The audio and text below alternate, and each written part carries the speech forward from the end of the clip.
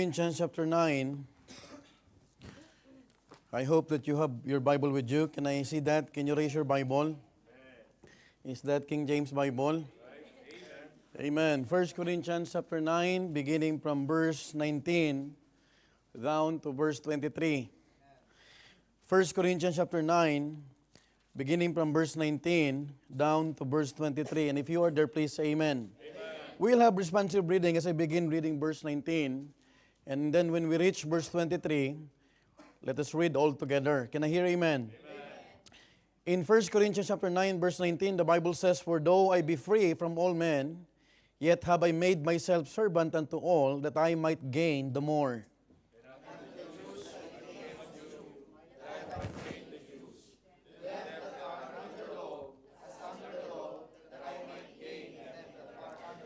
To them that are without law, as without law, being not without law to God, but under the law to Christ, that I might gain them that are without law. To the weak became I as weak, that I might gain the weak. I made all things to all men, that I might by all means save some. Let's read verse 23 all together now. Read. "And this I do for the gospel's sake, that I might be partaker thereof with you." I would like to read verse 22. Just follow me in silent reading, because this is the key verse of the message that the Lord imparted in my heart. And I would like to share this message from using this passage, and most especially for verse 20, coming from verse 22. Bible says, "To the weak became I as weak, that I might gain the weak. I am made all things to all men, that I might be all men, save some." Tonight, I would like to preach a message I entitled Flexibility in the Ministry. Flexibility in the ministry. Let's go to the Lord in prayer. Heavenly Father, salamat po Panginoon sa gabing ito. You have given us once again an important gathering, because you have taught us that if we will pray together, Lord, a fervent prayer availeth much, O God. Lord, we need you this time, as we need the Holy Spirit to guide us, to illuminate us, O God. And I pray, Father, that if there's anything that could hinder our service, be the one to cleanse us and sanctify our hearts, our souls, through the washing or cleansing of the blood of the Lord Jesus Christ. Tonight, Lord, use me, Lord, as your mouthpiece, use thy servant, and help me, Lord, to just utter words that could be a blessing to your people. Not only, Lord, to your people, but even, Lord, for our regular visitors who are following us through live streaming. Lord, I pray that you will continue to work in our midst as we worship you in spirit and truth. Be the one to to bless each and every one of us as we entrust everything to you and claim the victory for tonight's midweek service. We love you, Lord. We honor you. In Christ's name we pray. Amen and amen. Flexibility in the ministry. Now, people ask why. What is the secret to Paul's success in the ministry and in church planting? You know what? If you are a missionary, you would always go to Apostle Paul, because he's one of the missionaries that the Lord used to propagate the gospel. And we are so thankful because those places and those people that we won for the Lord, nakita po natin, kapatid, na yung iba sa atin ay napupuntahan na yung mga biblical places. Tama po ba? Some of you joined me in the mission trips, going to Athens, going to Greece, and even in Malta. Salamat po sa Panginoon dahil may mga lugar po na nakasulat sa Bible. At you know what? Isa po sa mga pangarap ng isang pastor o anak ng Diyos na nabababad sa pagbabasa ng Biblia ay yung marating po yung mga lugar na nandun po sa Biblia. Now, they are asking, what is the secret to Paul's success in the ministry and even in church planting? Because Apostle Paul is a church planter. And also, they're also asking, why is it that he was able to win to the Lord thousands, if not tens or 100,000 of people through his ministry? Kasi kung bibilangin mo, kapatid, he was used by God to preach the gospel, most especially dito sa Europe. Tama po ba? There are many things, kapatid, that we could understand about Paul's missions journey, at makikita mo, kapatid, na siya po yung ginamit ng Panginoon together with his company just to preach the gospel. Now, I even asked myself that question, and what was his secret, by the way? Ano yung sekreto? He had many partners in the ministry, many churches planted, and there must be a pattern that we could learn from his life. And I found out, mga kapatid, that as a church, with several outreaches by the grace of God, we ought to learn a thing or about his character and principles in the ministry that could eventually help us, mga kapatid, to have a vibrant ministry for His glory. You know what? If a church is vibrant, hindi pwedeng maputuloy yung kapatid ng activities. Pagdating po sa tinatawag na pag-aakay po ng kaluluwa. If there's one activity inside the church na tayo po ay nagpapatuloy, walang iba po yung pag-aakay po ng kaluluwa. And I hope and pray that bilang isang mananampalataya, makuha po natin yung mga ginawa ni Apostle Pablo kung bakit po siya nakapag-win ng tinatawag na maraming mga kaluluwa sa Panginoon. And as I meditate this passage, mga kapatid, in the last month of this year, we will discuss the message, flexibility in the ministry, and I hope that we will be possessing the personality and apply it in the ministry. You know what? If you are not flexible, you cannot win even a single soul. Do you believe on that? So there is a need about flexibility. Because even in the ministry, kapatid, kahit ito po ay walang bayad, hindi tayo sumusweldo, kailangan natin ng tinatawag na ability to become flexible. Because we are going to do the ministry that God has entrusted to us. Now, what does flexibility mean? Now, according to Wikipedia, I found out in the Google, in the parlance of the world, that flexibility is a personality trait. Listen to this. That describes the extent to which a person can cope with changes in circumstances and think about problems and tasks in novel in creative ways. Makikita mo, kapatid, that this trait comes into play when stressors or unexpected events occur requiring that a person change their stance, outlook, or commitment. Pag ang tao isang flexible, kapatid, kahit anong dumating na circumstantial thing, kapatid, he could easily cope up. Madali siyang tinatawag na mag-adjust. Pero pag ang tao, kapatid, hindi marunong mag-adjust, makikita mo, kapatid, na he needs to learn flexibility. Because in the ministry, kapatid, you need to be flexible. Or else you will suffer. And you will be thinking, ano ba yung dapat kong gawin para mawin yung tao na yan? I've been praying, we are all praying. I assume that we are all praying for our loved ones. I assume that we are all praying for our employers, even our friends. But the thing is, minsan, paano nagawa ni Apostle Pablo na makapag-win ng maraming tao? Tama po ba? Paano ang church magiging dynamic at magiging tinatawag na vibrant pagdating po sa pag-aakay po ng kaluluwa? And I hope and pray that we all need this message because makikita mo, kapatid, that every one of us, not only the pastor or leader, should be flexible. Bawat isa sa atin dapat, kapatid, ay matutunan ang ability na to na ginawa ni Apostle Pablo. Now, why do we need to be a flexible Christian? These are the themes that we are going to discuss. Why do we need to be a flexible Christian? Number one, it won't limit you to meet people to do your ministry. If you are flexible, it won't limit you to meet people to do your ministry. Look at what the Bible says in 1 Corinthians chapter 9, verse 19 to 20. For though I be free from all men, I want you to notice this phrase, yet have I made myself servant unto all. Take note about this. Though I be free from all men, yet I have made myself what? Servant unto all, that I might gain the more.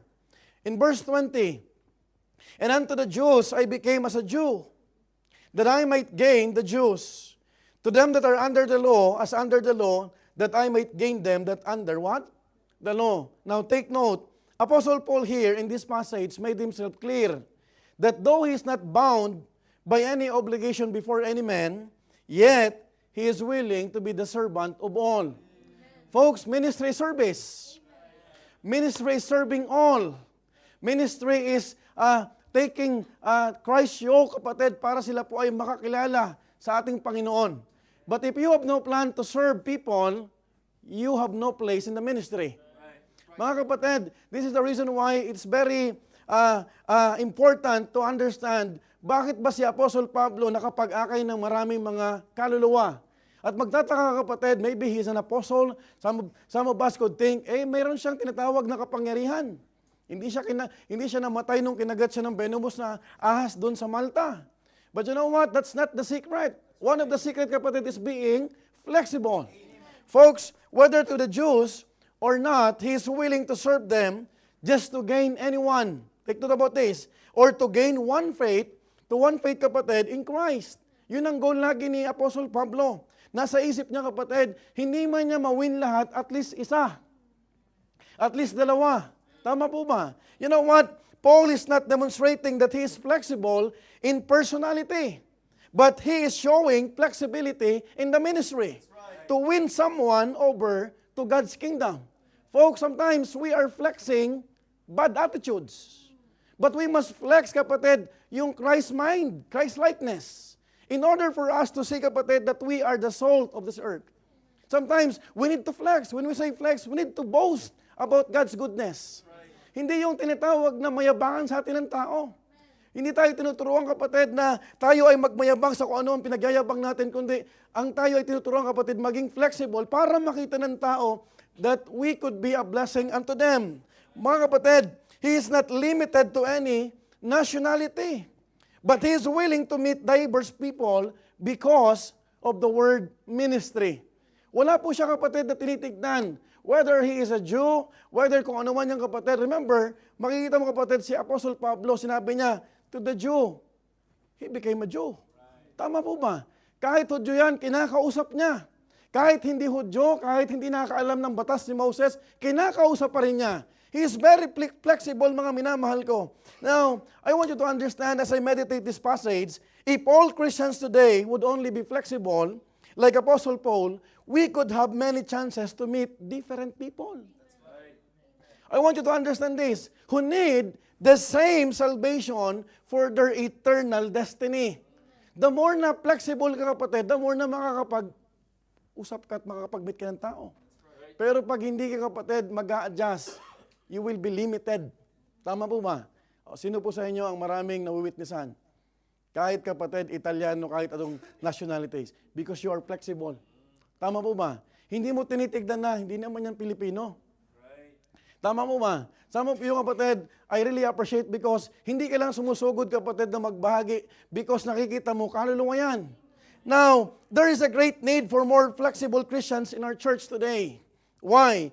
Because we need to understand, kapatid, na pag maraming tao, kapatid, maraming Kristiyano ang kayang mag-adjust, mga kapatid, hindi po tayo maubusan ng bisita. Hindi lang tayo nakatingin sa bisitang Pilipino lang yan. Now, they are willing, kapatid, to work regardless of people's culture, diverse costume, and conditions in life. You know what? If you are a flexible Christian, hindi mo natitignan, hindi naman yan, kapatid, katulad namin. Tama po ba? Ano mang status niyan sa buhay, you would realize, ang titignan mo na lang isa, yung kaluluwa niyan. Do you believe in that? You know what? The more we are flexible, the more we would meet people. And the more we would meet people, the more we could share the gospel. And by the way, folks, let me remind you all, the mandate is not only for the Filipinos. The mandate is clear. Sabi ng Mark 16:15, and he said unto them, go ye into all the world, and preach what? The gospel to every what? Creature. Nilalang ng Panginoon, may kaluluwa. The problem is this, pag limited po tayo, if we are not willing to adjust. You know what? We are in Europe, and I hope and pray, kapatid, meron tayong maging bunga, kapatid, na talagang Europeans. Are you with me? At makikita mo, kapatid, magkakaroon tayo ng vision, at mabubuksan ng church sa ganitong vision kung magiging flexible lahat. Tama po ba? Na hindi mo isipin na Pilipino lang tayo, kasi Pilipino tayo. Folks, the ministry is not only for the Filipino. The church is not only for one nationality, but for everyone. That's why Apostle Paul, kapatid, sabi niya, kapatid, sa ating text, malinaw sinabi niya, though I be free from all men, yet I have made myself servant unto all. This is the question, are you willing to become servant? Kasi kapag hindi ka willing maging servant, malayo, kapatid, na makapag-win po tayo. Because it is a ministry. And when we say ministry, it is service.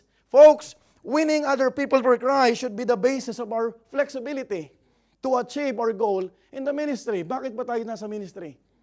Bakit po ba tayo Bakit ka kapatid kaya niligtas ng Panginoon at nakita ka kapatid ng Panginoon para mailagay sa isang church? And by the way, pwede ka naman masave sa isang simbahan.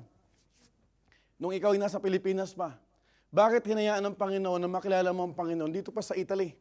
Tama po ba? You know what? God has a purpose.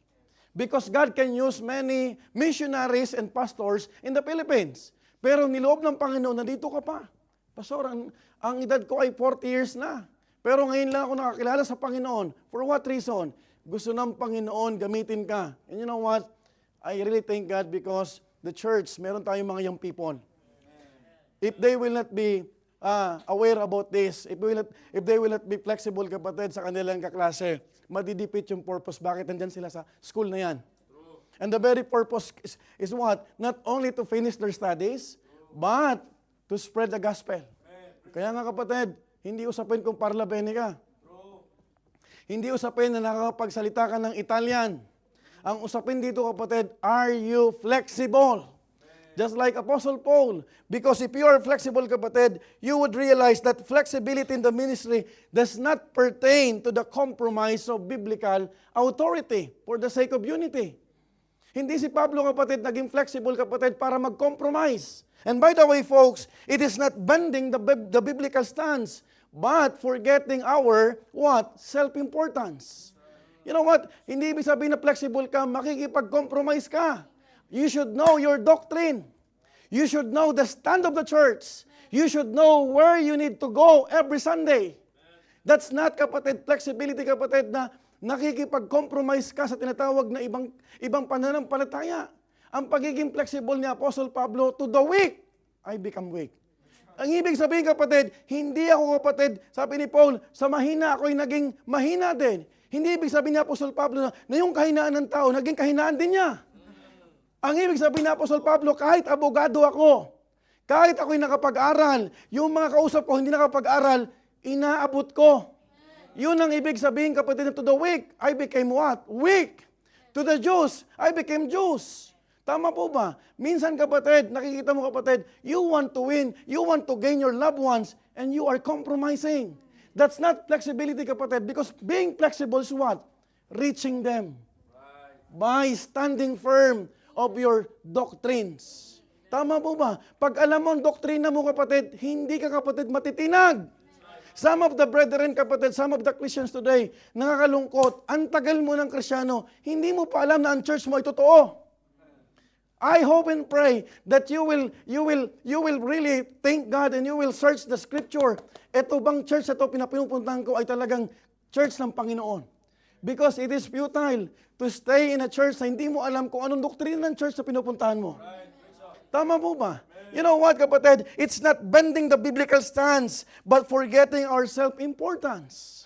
Hindi binibend yung tinatawag na doktrina. It's all about esteeming other people for Christ, rather esteeming ourselves. Yun yung ginagawa ni Apostle Pablo. Hindi niya sinasabi, wala naman itong mga pinag-aralan eh. Tama? He is not capitalizing even. He became one of the students of Gamaliel. And Gamaliel is one of the doctors of law. Hindi niya sasabi, makinig kayo sa akin because I am a lawyer. I am a Pharisee. Tama po ba? But sinabi niya minsan, kapatid, to the Jews, I became Jews. Tama po ba? You know what? If all of us are flexible, alam mo yung doktrina mo. Amen? And you will meet people, a lot of people. Hindi mo magiging problema ang magkaroon, kapatid, ng time na wala kang nabahagian. Alam mo magiging problema? You need to pray about this. Maaring tinuturuan ka ng Panginoon. Are you willing to become flexible? Are you willing to meet people? Diverse people. Saan lang ba tayo umiikot? Saan lang ba yung scope natin para magbahagi? Are you with me? Are you listening? If you're working in a company, then reach your colleagues. Amen? By sharing the gospel. Kahit amo mo yan. Meron kang inahalagaan na bata, babysitter ka, well, kahit amo mo yan, may kaluluwa yan. Tama mo ba? I really appreciate, kapatid, yung mga brethren na hindi ka nahihiyang mag-imbita sa church. Tama po ba? Just make sure na pag nag-imbita ka, nakita sa iyo yung totoong Kristo. Kasi mahirap maniwala yan. Tama po ba? Folks, In Philippians chapter 2, verse 4, look not every man on his own what? Things. But every man also on the things of what? Others. I want you to understand, kapatid, what Apostle Paul said in the believers at Philippi. Sabi niya, look not every man on his own things, but every man also on the things of others. You know what? If you are mature, at alam mo ang doktrina, ikaw na nag-aabot. Ikaw na nag-iistima. Ikaw na nag-a-adjust sa kausap mo. Malalaman mo naman kung anong kausap mo, kung may pinag-aralan o hindi. But you will not ask them, may pinag-aralan ka ba? Tama po ba? If a person that you're talking with is illiterate, kapatid, kung kinakailangan yung lingwahe mo, ipantay mo sa kanya. Hindi yung maging illiterate ka rin. Hindi maging bastos ka rin. That's not flexibility. Ang ibig sabihin nun, sir, ma'am, hindi po dapat tayo nag-aaway. Hindi yung gumagano na, gaganon ka rin. Para ipaintindi na may Kristo ka. You cannot win. You know what? Sa labanan sa pagbabahagi ng salita ng Diyos, kahit hindi tumanggap yan, ang kailangan mong maiwan sa Kanya, may Kristo ka. It's not about you win the debate because we do not debate. It's not about telling or proving that we are wrong, right? It's all about how we convey Christ. Pero nakikita yan sa atin. If we're flexible, alam mo, hindi man kita kapatid, kasi kadalasan, ang tao, hindi mo na mawiwin yan sa kaalaman, kasi may dating alam na yan. Alam mo, mawiwin mo siya kung makikita sa'yo na may paninindigan ka. Hello? You should know your doctrine. You should know your stand. Tama po ba? Hindi yung flexibility na magbibend ka. Folks, pwede kang maging available, mga kapatid. Makikita mo, kapatid, sabi ni Paul, look not every man on his own things, but every man also on the things of others. And by the way, folks, flexibility and availability go hand in hand in winning people to Christ.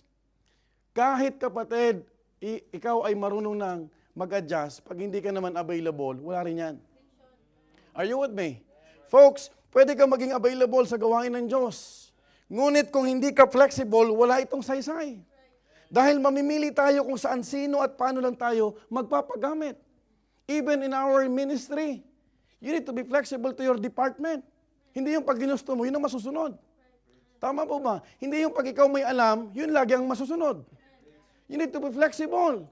I hope and pray that we will enjoy our ministry, every department. Just imagine, I found out, kapatid, almost 30 plus existing ministries na meron tayo.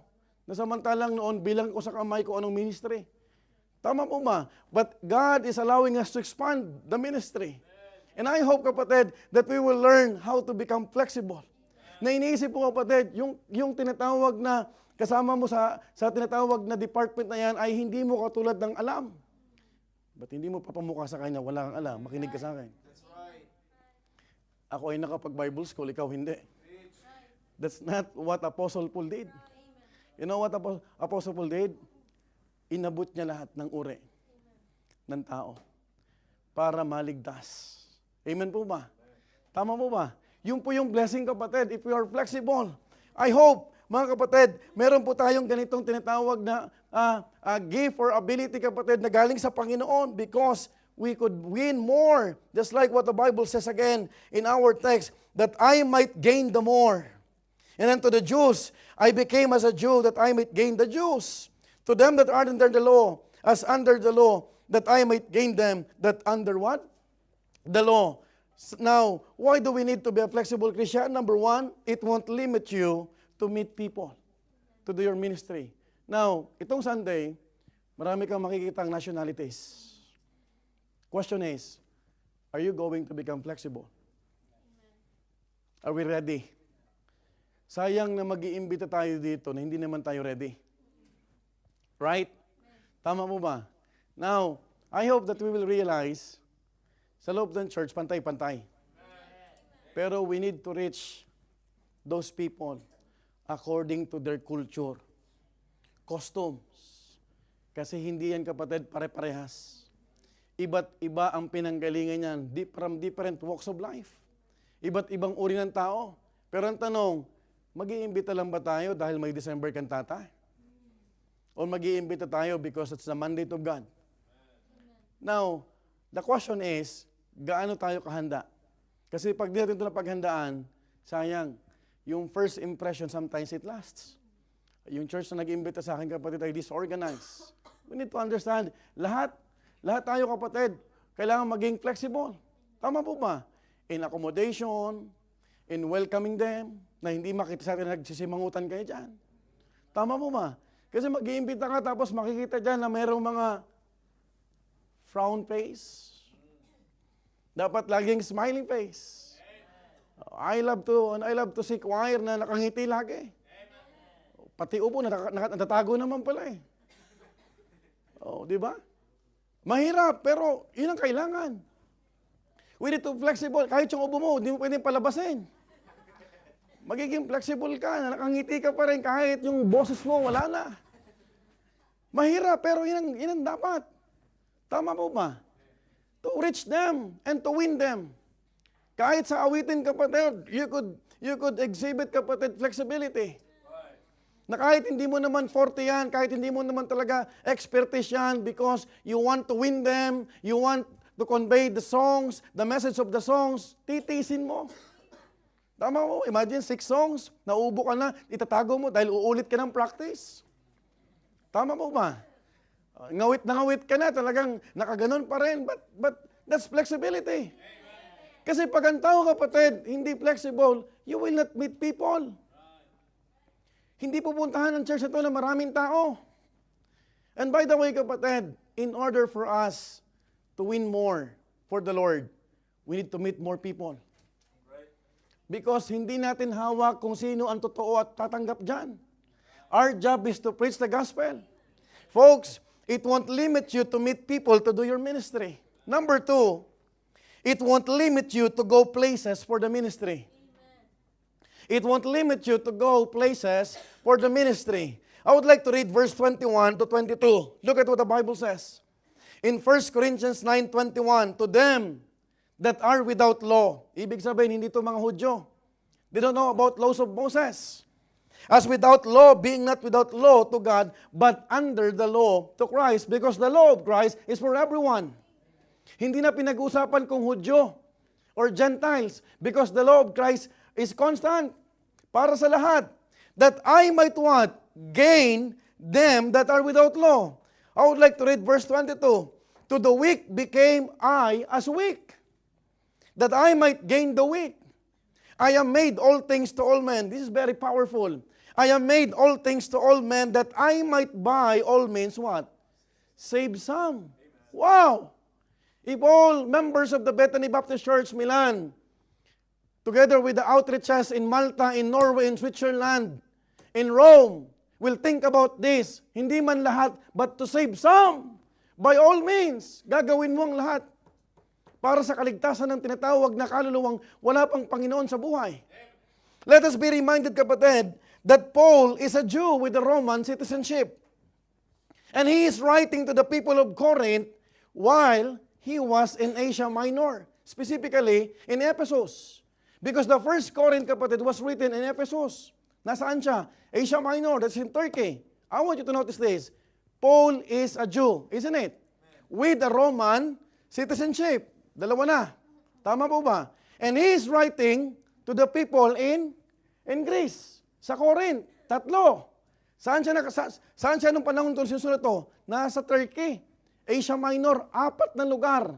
I want you to notice this, folks. With these places mentioned, it only proves that Apostle Paul was not limited or loyal to a single country. He is flexible to go to big cities or small and unknown islands where there is an opportunity for the Word of God to be preached. Wala siyang inuuri at pinipiling lugar. Mayaman man o malakas man na imperyo kahit noon. I want you to notice, kapatid, that flexibility of Paul reached beyond borders for the salvation of many.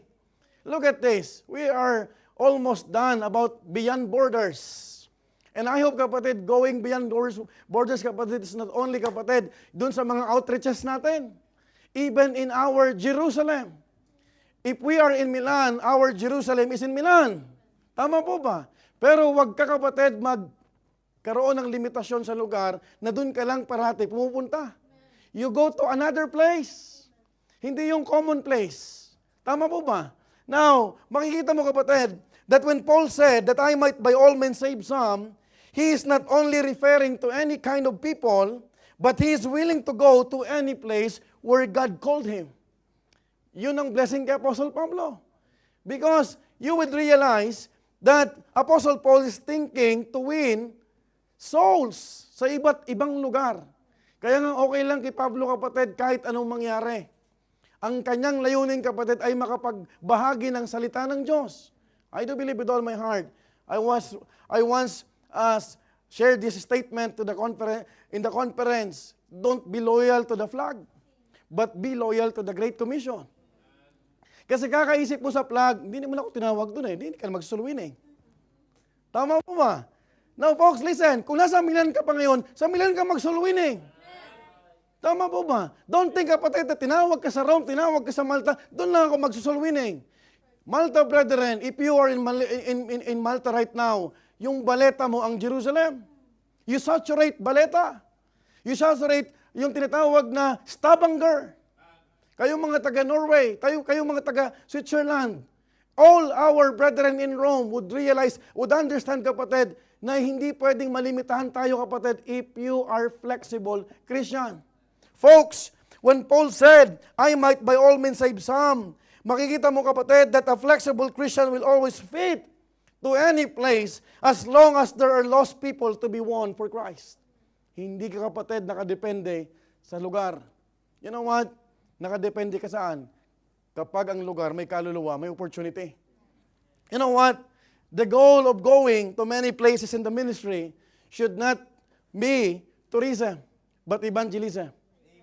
I'm really sad kapatid because some missionaries post ng mga lugar na kung saan ang gusto natin makita, yung kaluluwa, yung naliligtas.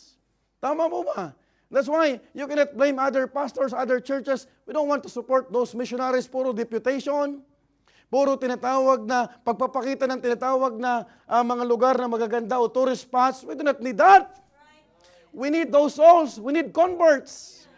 Tama po ba? Ang gusto natin makita kapatid, pag may nababahagian ng salita ng Diyos, may naliligtas kahit isa. And that's why, every time we are going to mission trips, we need to be fully aware. Bakit ka pupunta? For tourism or for evangelism?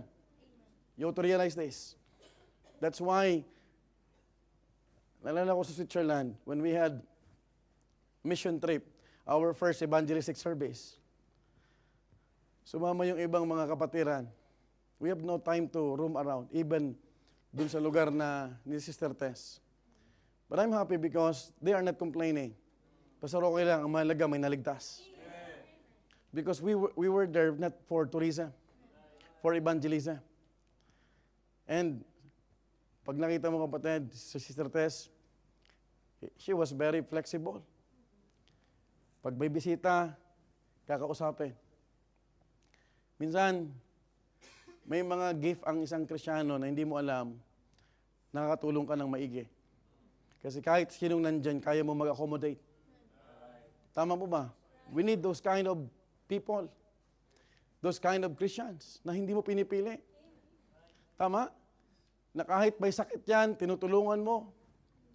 Kahit sa tingin mo, walang pera yan, kaluluwa yan. Tama po ba? Kahit sa tingin mo, mayaman yan, paupuin mo yan. Wala tayong pinipili, wala tayong sinisino. Because that's all about flexibility. And being flexible kapatid, be flexible kapatid dahil itong ginagawa natin kapatid, you would understand, hindi siya malilimitahan ka sa isang lugar. Marami kang mararating. And by the way, who would have thought that we will have brethren in Norway, in Malta? Hindi ko yan kasama, ni panaginip, hindi ko na panaginipan si Brother Domingo. Hindi ko man lang nakita sa vision na merong Sister Ginalyn. Who would have thought? It is God who will open the places. Pag nabuksan niya ng Panginoon, you would understand, it is only by the grace of God, we could strengthen them.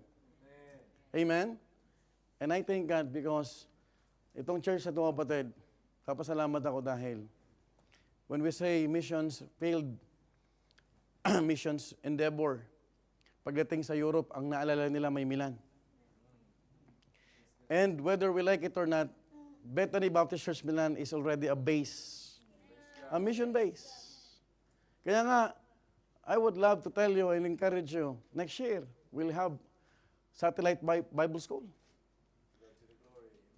For what purpose? Para masabing may Bible school tayo? For us to train people. Hindi natin alam kung sinong tatawagin dyan. Ang alam ko lang, just train and train. Hindi ka available mag-host. Dahil late ka, bahala ka. Sino nag-host dito? Yun nandito. Regardless kung sino ka. You are a Bible school student, ayaw maging available, it's useless. I will become flexible to you. Be flexible because be flexible, kapatid, and available if God will call you to a certain place. Gusto mo palang tawagin ka ng Panginoon. Gusto mo pala sa ministry ka, hindi ka naman available. Available ka, hindi ka naman flexible. Doon ako sa kapatid sa walang alam at gustong matuto. Because the goal in our church, kapatid, is to train, to expose. We do not think na ito lang yung dapat matrain, yung iba hindi. For life, ganyan ka. No, sir. You are the one who needs to become available. Hindi ako mag-aantay, kapatid, sinong nandun namin, sinong preacher, wala pang preacher. I don't care. You are available, then you host. Para pag dumating ang time, kapatid, handa ka. Huwag kang iiyak-iyak dyan, hindi ako sinatawag ni pastor. Bakit? Nung inaasahan ka, nasan ka? Are you available? Pag-aantayin mong gawain ng Panginoon. Now, kaninong advantages, kapatid, pag na-expose ka? When you handle the hosting. I remember Brother Jason. Sabi ko, pambira, nag-host na si Brother Jason. Di ba? Yung mga brethren natin sa Malta, umiikot na yung mga men. Oh. Pag narinig ko mag-preach si Bishop Philip Asakel, makikita mo, kapatid. Madagdagan lang to ng men. Saan ka makikita, kapatid? If you're not available, you will post na pamilya mo lang ang nagnanambahan. And he's proud to tell all the people that we are doing the will of God. Sino sa inyo, kapatid, nagpo-post? Sino ang nagpapasalamat? Di ba nakikita mo, nakakatali sa Asakel family? They're not threatened, kapatid, na ilan lang sila dyan. Nagsimula naman to, sa wala eh. Tama? Pero hindi mo alam kung paano kikilos ang Panginoon. That is why I'm challenging you, kapatid. If you want, kapatid, to be in the ministry, always be available. Not only available, but flexible. Huwag kang mamimili. Ito lang, pastor, ang gusto ko. You are limiting yourself. Hindi ka marunong mag-song lead, then be involved. Tama po ba? Hindi ka marunong mag-gitara, matuto kang mag-gitara. Hindi ka marunong mag-preach, you start devotion. Dahil, kapatid, makikita mo, kapatid, later on, masusurprise ka, God is using me. Hindi naman ako dating ganito. But you know what? Later on, you would appreciate. Salamat sa Panginoon because there is a church na may nagtitrain sa atin. Because in other churches, you can stand behind the pulpit. I knew a church, ang nakakatayo lang yung pastor. Magpatayo man yan pag wala siya, pero nandyan ka lang. But I do believe in this. The pulpit is everyone. For those believer who have a sanctified life. Kasi nandito tayo para sa kabanalan. Tama po ba? Folks, be available and flexible if God will call you to a certain place. I would challenge you. Don't be focused. Doon ako tinawag. Kung saan ka, doon ka gumawa. Huwag mo nang isipin yon. Kasi madidistra ka. You know what? Don't look for the currency, the monetary opportunity, or the feasibility before surrendering to God's call in the ministry. Alalay lang ako, pastor, kasi ito lang eh. Inahanda ako, tutodo ako doon. Bakit bukas? Alam mo, nandun ka pa? Baka mamaya, mayroon na train doon. Kasi yung inaasahan mo na, yung tinitignan mo na hindi kapatid, magsusor high, makikita mo, na-develop na pala. Do pray for the men in Malta. Not even in Malta, in Norway. Magkaroon po ng mga lalaking tatayo talaga. Flexibility, kapatid, won't limit us to go places. But our inability to adapt to what? To change is the limit that would hinder us to reach places and reach people. Ikaw ang maghihinder sa'yo, na sarili mo. You know what? Growth has no limit. It is you who is limiting yourself. You want to grow? Not only, kapatid, in knowledge. Ano ka mag-grow? You're not involving in discipleship. Hanggang ngayon, hindi mo matapos yung discipleship. Hanggang ngayon, kapatid, hindi ka pa rin makapag-share. I really praise God, Brother John Monte. Sabi ko nga, ang kapal na ng mukha nito Dati nag-aantay kay Missionary Chris. Ngayon, wala nang antay-antay. Why? If you are available, then share the gospel. Oh, di ba? Kung sino yung available, di magbahagi ka. Hindi yung parang may antayin ka laging tao. Paano pag wala yung tao? Hindi ka kikilos. You know what, mga kapatid? Imagine if Paul was inflexible. He wouldn't have reached Europe with the gospel. Because he wanted to go to Asia Minor, but the Holy Spirit forbade him. Apostol na to. Sino nang pumigil sa kanya? Banal na Spirito. That's why, don't be loyal to the flag. Huwag mong ikulong, dito ako tinawag. Dito ako magpapakitang gilas. Dito mo gawin ang kalooban ng Panginoon habang dito ka. Because I do not believe that you will do everything and you will do many things, kapatid, that can glorify God kapag nandun ka na. You know what? This is a training ground for all the brethren. Pag na-train ka rito, kapatid, you would be very thankful. Who would have thought Brother Alonso will handle a very important ministry in the church? Diba? Sabi nga, nung nagsisimula ang December cantata, yung Pastor, imposible, kulang tayo. May Diyos tayo, gawin niya. Ang layo na ng choir. Biyaya ng Panginoon. Tama?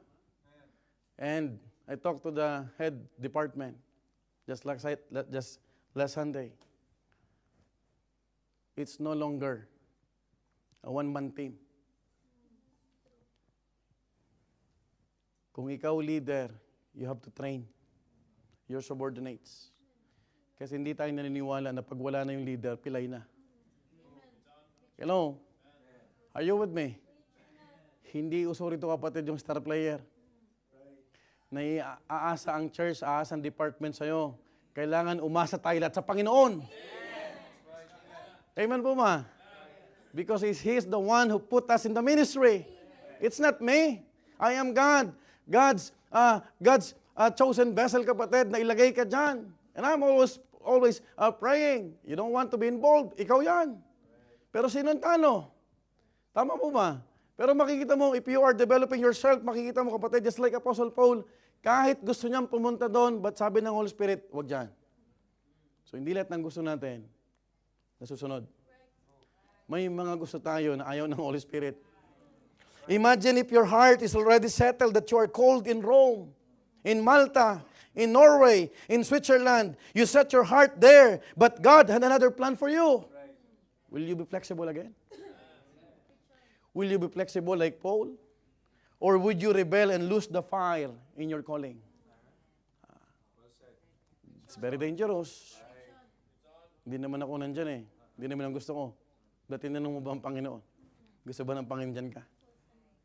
That is why, if a Christian is flexible, he will enjoy privileges. Personally, bato mo yan dyan sa transport. Sige, pastor. Event stylist, nag-design niya, kahit hindi marunong. Hindi naman artist. Di ba? Pag preachin mo, sige po, pastor. Di ba? That's availability. But yung growth, yung depthness, kapatid, it comes, it will follow. Pero makikita mo, kapatid, na God is talking to us. And He is using, kapatid, the church na ma-develop tayo? Lahat.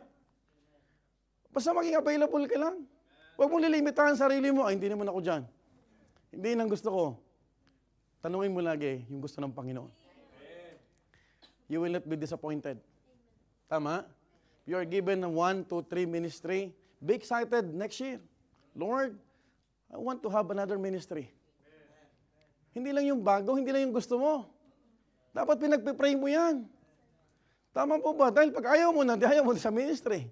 I'm talking to Brother RJ. Brad, you resign to your work. You find a work kahit part-time lang. You pursue your videography course. And then enroll Bible school. Di ba? Hindi mo alam, kapatid. Bubuhayin ka naman ng papa mo eh. Dahil may Panginoon yan. Hindi na yan mag-aasawa dahil hindi siya pwede mag-asawa. Folks, would you rebel and lose the fire in your calling? Di ba? Many hindrances could be faced in the ministry without us knowing that it's our launching pad for a wider horizon. Magpatrain ka po rito. Don't be murmuring. Don't complain. Ako na naman nakita ni Pastor. Napagod na rin ako eh. Ayaw mo? Sige. You don't want leadership? You don't want responsibility and pressure? Ikaw yan. But you will realize later on, those people who accept that the challenge of the pressure, sila yung mga nade-develop. Tama mo ba? Oh. When Preacher Judel accepted the challenge to enroll in the Bible school, sino nakikinabang? He's become a blessing? Tama po ma. The same thing with you all. Oh. Kaya hindi ko kapatid susukuan ng isang tao. Pastor, hindi naman siya magaling. Hindi ko kailangan magaling. I don't need kapatid yung tinatawag na yung galing ng tao. Ang kailangan kapatid, kung paano ang Panginoon magbago ng buhay ng tao. Paano mag-develop. Because when God, mga kapatid, mold us, you would realize kapatid na napakaganda kasi smooth yan. Folks, makikita mo kapatid, maraming hadlang. This includes going to places you never imagined to visit. You pray for Brother Romnick. He will be going to the Philippines.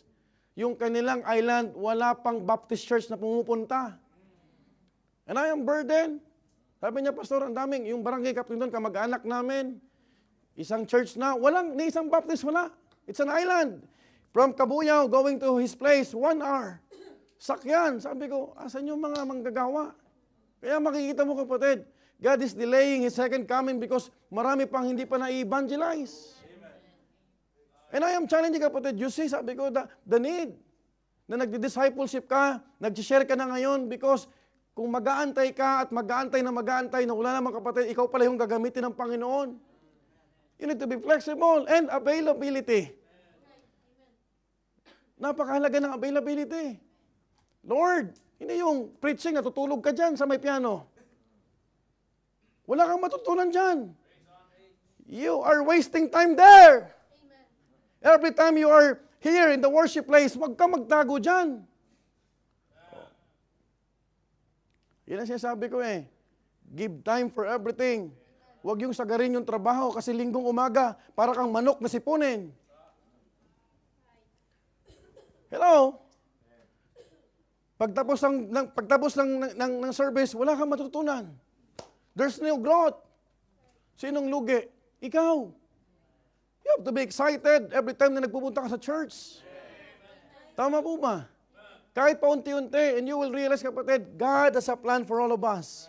Why do we need to be a flexible Christian? Number one, it won't limit you to meet people, to do your ministry. Secondly, it won't limit you to go places for the ministry. And lastly, it won't limit you to have partners in the ministry. Look at what the Bible says in verse 23. And this I do for the gospel's sake, that I might be partaker thereof with you. Folks, I want you to realize kung anong gustong sabihin, kapatid, ni Apostle Pablo, that I might be partaker thereof with you. You know what? I found that there was no account in the Bible about Paul's missions journey that Paul did not make partners in the ministry. He always make partners in the ministry. Folks, whenever Paul go to a new mission field, most of the time, he would not have a contact person. He would not have advance party or welcome party or host na sasalubong sa kanya sa airport. He would always start from scratch.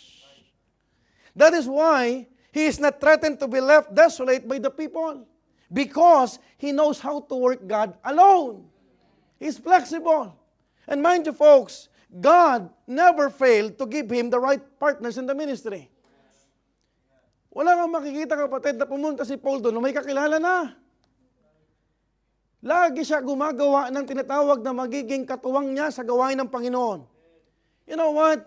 The statement of Apostle Paul that I might be partaker thereof with you is a powerful statement. Why? Because partaker means to take part. Gusto ko maging kabahagi dyan. Brethren, huwag kang maging kabahagi ng kasalanan ng iba. Maging kabahagi ka ng kabanalan. And have partners that will give you, kapatid, and will allow you to experience holiness and righteousness. Take part. Kayong mga choir, young people, tigilan nyo ang ligaw-ligawan, crush-crush. Kasi ika-crush ko talaga kayo.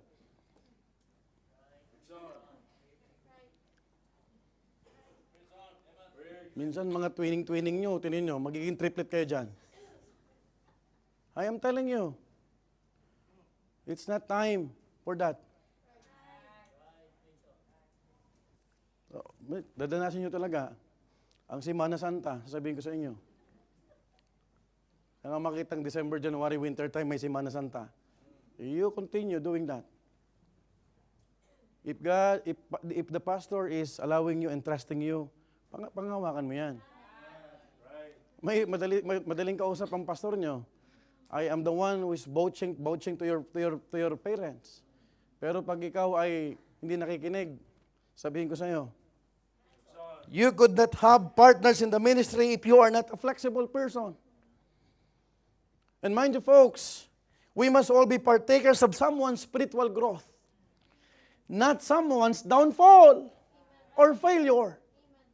Tanungin mo sarili mo, kapatid, ngayon taon na to, 2023, ilan sa ating kapatid na naging kabahagi na yung tao na yan lumago dahil naging partner mo siya sa ministry? O ilan ang bumagsak dahil sa'yo? You have to understand that. Because Apostle Paul, he is very flexible. And flexibility in the ministry, kapatid, nakita mo, kapatid, wala siyang kasama minsan. Pupunta doon sa isang lugar. Pero kahit sa Malta, nung nagpunta siya, the head of the tribe, Publius, he became what? Partners of Apostle Paul. He was the one who is asking the Maltese, sige, bigyan niyo ng mga pagkain niya ng baon. Tama po ba? He is making partnership in the ministry. Now, makikita mo, kapatid, that we must understand, kapatid, that Paul's flexibility is proved when he partnered various people from different walks of life. Sino yung mga good example dito? Number 1, Lydia, a businesswoman. The first convert in Europe. Her name is Lydia. Pero nakasundo ni Apostle Pablo yan. Number 2, Onesimus, a bond servant. Number 3, Dr. Luke. Baka sabihin mo kasi, puro naman itong mga servant to eh. Kaya madaling utuin eh. O, doktor, sige utuin mo. He's a physician. Silas, a Roman citizen, partner in the ministry. Priscilla and Aquila. And by the way, folks, I've learned, as I meditate, Apostle Paul, makikita mo, kapatid, mainitin ang ulo nito. But he became flexible in the ministry. It's no longer about your personality. It's all about spirituality. Kasi kahit anong meron tayong kainaan, pag spiritual ka, kaya mo siyang magpasensya. Let's work together. We are laborers together. We are in one church. Huwag tayong mag-away. Anong difference mo? Anong pagkakaiba mo? Pag-usapan natin. Tama po ba? Hindi yung, kapatid, yung pagkakawatak-watak. Because it's not the Spirit of God. Folks, we must not forget that Paul's temperament is choleric. He's a strong-willed leader, an impatient leader, but his temperament was subdued by his goal in the ministry through his what? Flexibility. Mainitin ang ulo ni Pablo. Hello? At wala siyang masyadong pasensya. You still remember John Mark? When Barnabas is offering, teka, sama natin si John. No. Nangiwan yan sa ere, ayoko dyan. Look at the temperament of the Apostle Paul. But you know what? In spite of his temperament, that he is a choleric person, you would understand, he became flexible. For what purpose? To achieve the goals in the ministry. Tama po ba? So makikita mo ang ministry, hindi na sa'yo. It's not all about your personality. It's all about spirituality. Tama po ba? Kung ano yung tinatawag na pinapagawa ng Panginoon sa atin, His flexibility is not inborn. It was acquired. Minsan, hindi naman talaga tayo, kapatid, mahabang pasensyoso. I don't think, Sister Mercy, mahaba ba pasensya talaga ni Preacher Nolly noon? Ngayon lang yung nagpahaba pasensya eh. Nagbabasag din ng bote yan pag nagagalit. Pagluto mo ako ng pulutan. Minsan natututo tayo magpasensya, hindi naman talaga tayo yon. It is the gift of God. Tama po ba? Kasi natututunan natin, sigurado ka, baka sa bahay mo, basag-basag ang mga pinggan mo. Pero natututunan natin magpasensya because of the ministry. Kasi pag wala kang pasensya sa ministry, I fully believe on this. Brother Sagani, kung hindi yan ligtas,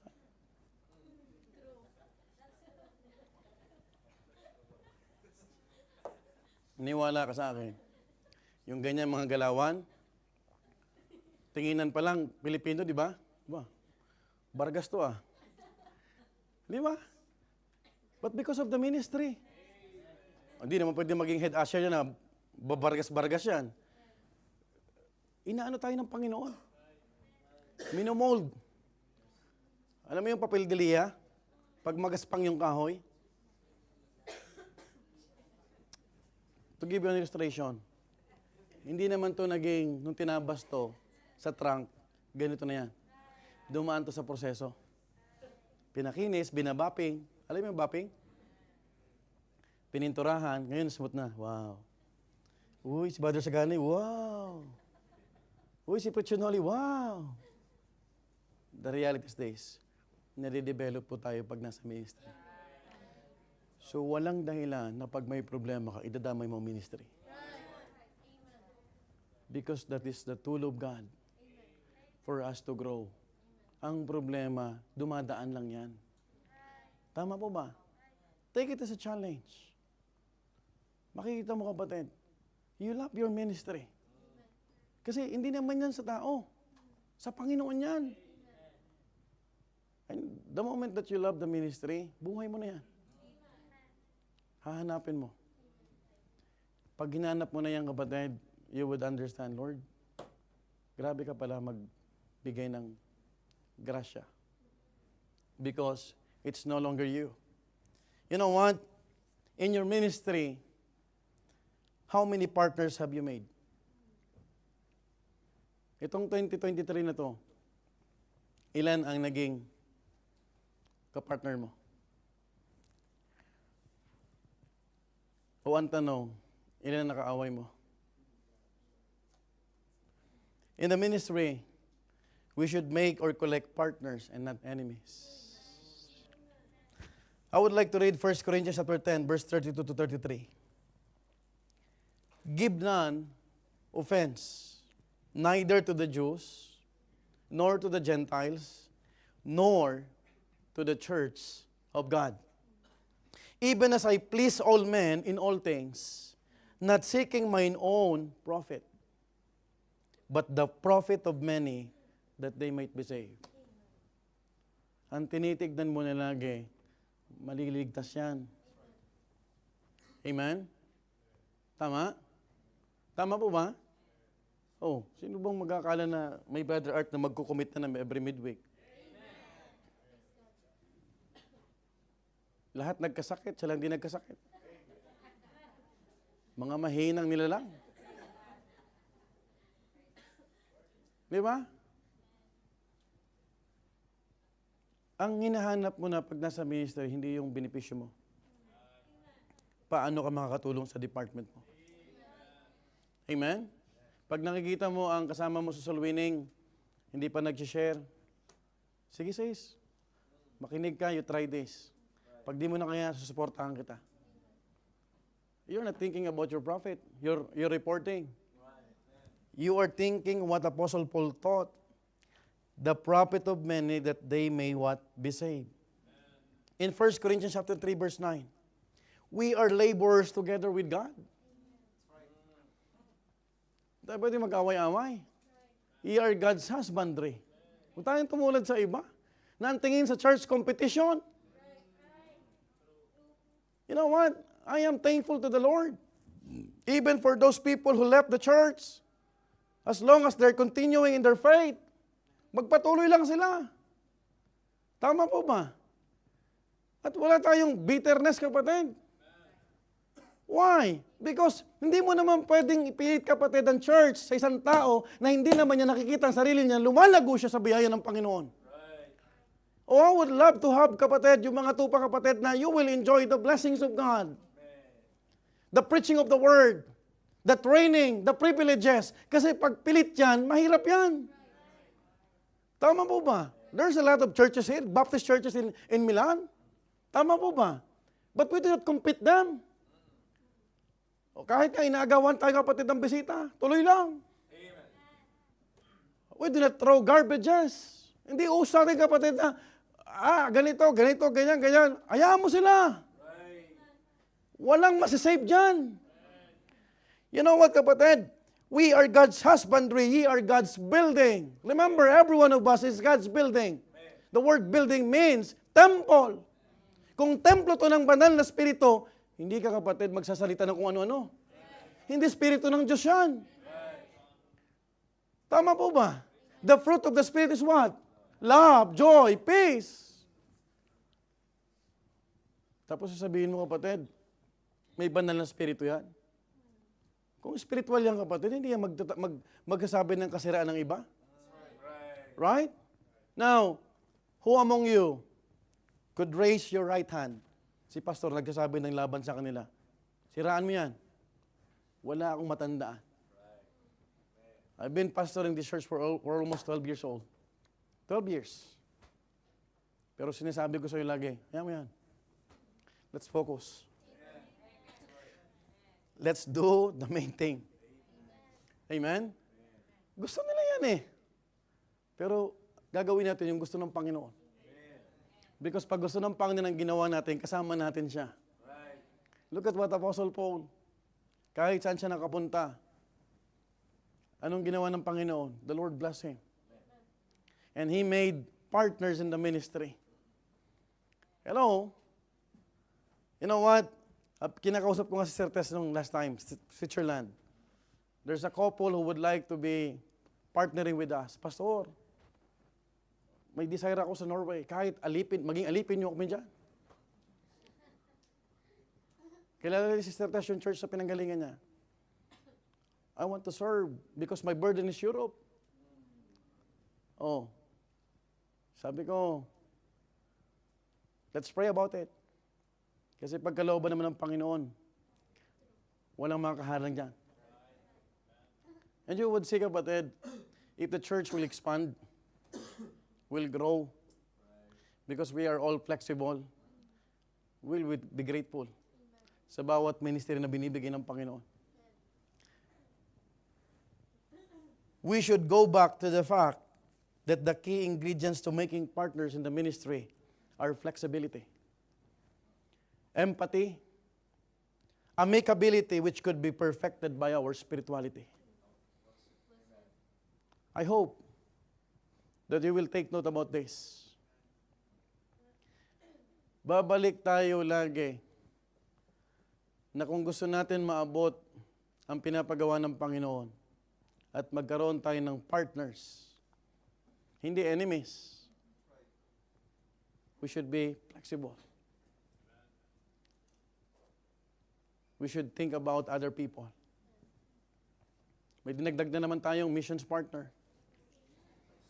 Nagagalit na sa atin yung pinapadalan dyan. 200% pinadala natin sa missions. Kasi gusto nila cash, ayaw nila ng online transfer. Just imagine kapatid, 200,000 plus for mission lang. Hindi naman tayo kano-ano yun. What happened to Sister Florlano? She was very thankful. Pastor, kaya pala tayo nagsusuporta. Ang laking bagay, yung mga kamag-anak ko nakapakinig. Di ba? O paano pag wala tayong mga kapartners? Tama? Pwede ko naman sabihin malaking pera na yan, 200,000 na yan Huwag natin ibigay yan, dito na lang yan sa atin.